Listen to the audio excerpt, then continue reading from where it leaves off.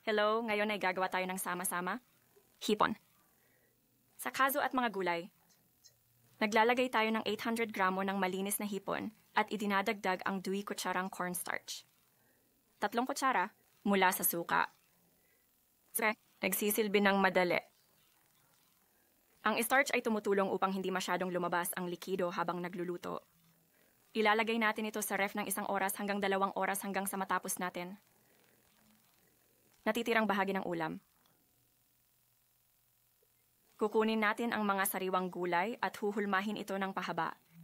Mga karot at malaking pulang paminta, berdeng paminta at dilaw na paminta. At mga sibuyas at kaunti ng bawang, sabaw at tinurog na bawang, 5 piraso. Naglalagay tayo ng olive oil sa isang malawak na lalagyan. At pinapula ang makulay na sili dahil sa mga matang makikita sa sili.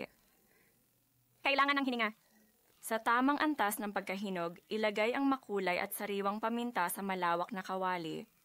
Sa ganitong paraan, ihanda ang paminta ng kaunti. Ayaw nating magdurog ito ng lubusan.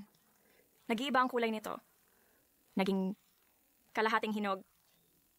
Iangat natin ito sa lalagyan. Nagdadagdag tayo. Ang mga karot ay ganoon din sa parehong paraan.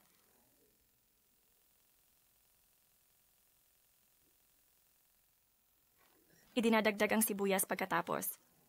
Mayroon tayong 2 ure, ang puti, katamtamang butil, at berdeng uri, 3 patpat. Niluluto namin sila sa paraang ito. Ayaw naming madurog ang sibuyas, gusto lang naming makakuha ito ng kaunting lasa. Mula sa lambot ng tela hanggang sa akma. Ibang gulay, nilalagyan namin ng tamang sesame. 3 kutsara. Kung hilaw ang kazu, i-roast ito kasama ang sesame. Kung niluto na, iwanan ng huli. Lumipat kami. Sesame, idinadagdag ang bawang pagkatapos. Nagdadagdag tayo. Hipon. Narito kami upang magdagdag ng mga impormasyon. Apoy.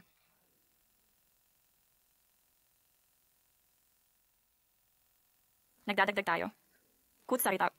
Mula sa pinulbos na durog na paminta.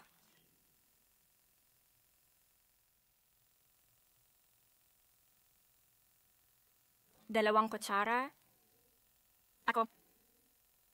Ang paminta ng paprika.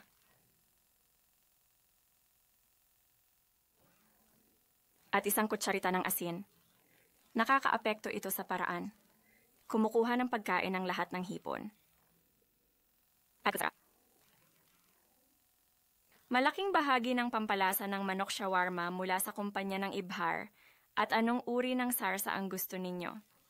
Halos 2 kutsarang sarsa.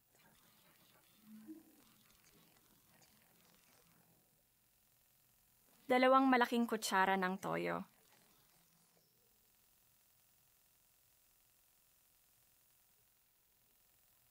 Dapat matindi ang apoy, hindi ito dapat magaan. Mataas upang hindi lumabas ang marami. Mula sa tubig. Proseso ng pagluluto ng hipon.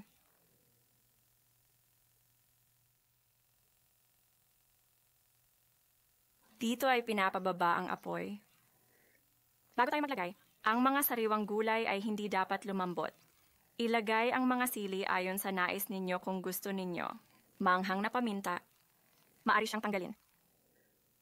Pagkatapos, idagdag natin ang natitirang mga gulay na pinirito natin ng hiwalay. Ngayon ay idagdag na natin silang lahat. Para sa klase, kailangang gamitin. Malawak na kawali, nariyan. Pagsikapang gawing komportable siya sa proseso.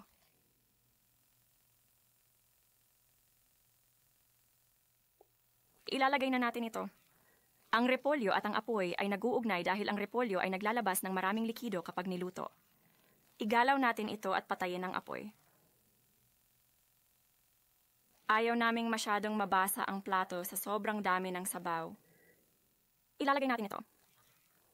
Inihaw na keso sa itaas.